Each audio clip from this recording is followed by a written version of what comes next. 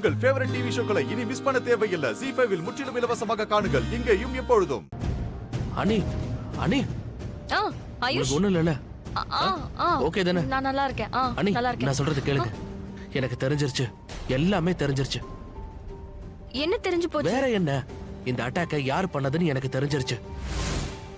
Attack அண்ணிமா, கலசத்துல ஷாக்க வச்சது ஆக்சிடென்ட்லாம் இல்ல. Attack பண்ணணும்னு யாரோ பிளான் பண்ணி பண்ணிருக்காங்க. அதை யார் பண்ணான்னு கூட எனக்கு தெரிஞ்சு போச்சு. யார் செஞ்சிருப்பா? உங்களோட ஒரே எதிரி மலிஷ்கா தான்.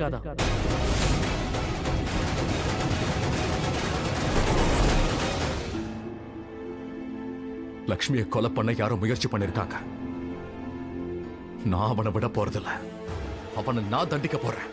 லக்ஷ்மியோட பேரை கூட அவன் மறுபடியும் சொல்லாத மாதிரி பண்ணுவேன். ரிஷி, டாட் சொன்னது உன் காதல விழலையா? நீ எதுவும் செய்ய வேண்டாம், உன் வீரத்தை காட்ட வேண்டாம், சரியா? ஆமாண்ணா, பிரச்சனை வேற மாதிரி போயிடும். அதனால என்ன அனாவசியமா பேசுற? என்ன வேற மாதிரி? லக்ஷ்மி செத்து போயிருப்பா. டேமேஜ்.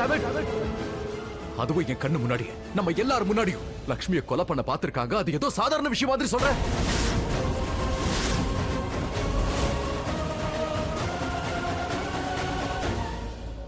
லக்ஷ்மி என்னோட மனைவிதான். எப்ப வரைக்கும் ஒரு கலோ அப்ப வரைக்கும் என் மனைவிதான். ஆயுஷ் ஆயுஷ் ஆயுஷ் மலிஷ்காவா? ஆமா அண்ணி, அது மலிஷ்கா தான். ஆனா ஆயுஷ், எனக்கு நம்பிக்கையே வரல. மலிஷ்கா போய் ஏன் இப்படிலாம் பண்ண போறா? ஏதாவது காரணம் இருக்கா? சொல்லு. சரி, உனக்கு எப்படி இதெல்லாம் தெரியும்? கட் ஃபீலிங் தோணுது. அதோட எனக்கு தெரியும் honestly. இங்க இருந்தும் அண்ணி, எனக்கு ஒரு விஷயம் சொல்லுங்களேன்.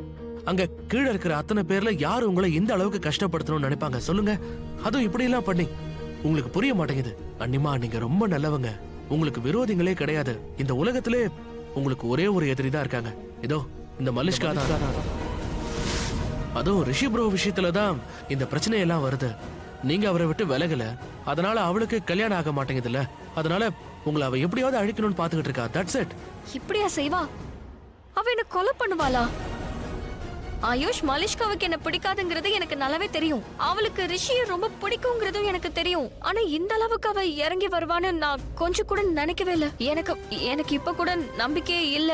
அதோட நீ இத ஃபீல் பண்ணிக்கிட்டு இருக்க. உன்னோட ஃபீலிங்ஸ் தவறா கூட இருக்கலாம்ல? ஆமா நீ, என் ஃபீலிங்ஸ் தவறாவும் இருக்கலாம். பட் இன்னைக்கு இந்த அளவுக்கு கீழே ஒரு இன்சிடென்ட் நடந்திருக்குன்னா அது என்னவா இருந்தாலும் ஐம் சாரி. பட் இப்பவும் என்னால உறுதியா சொல்ல முடியும், இது எல்லாத்துக்கும் பின்னாடி மலிஷ்கா தான் இருக்கா.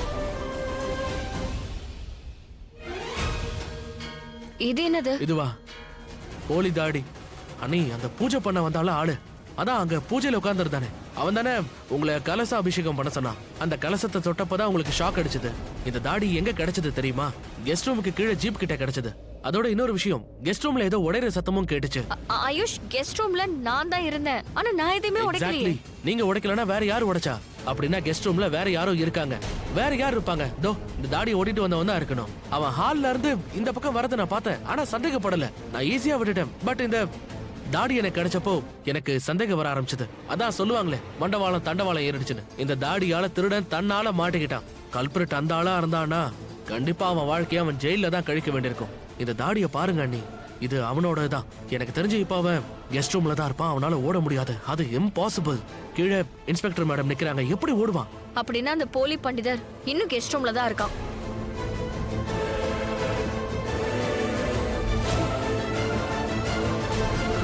ZEE5 ஆப்பை டவுன்லோட் செய்து அனைத்து எபிசோடுகளையும் இலவசமாக பாருங்க.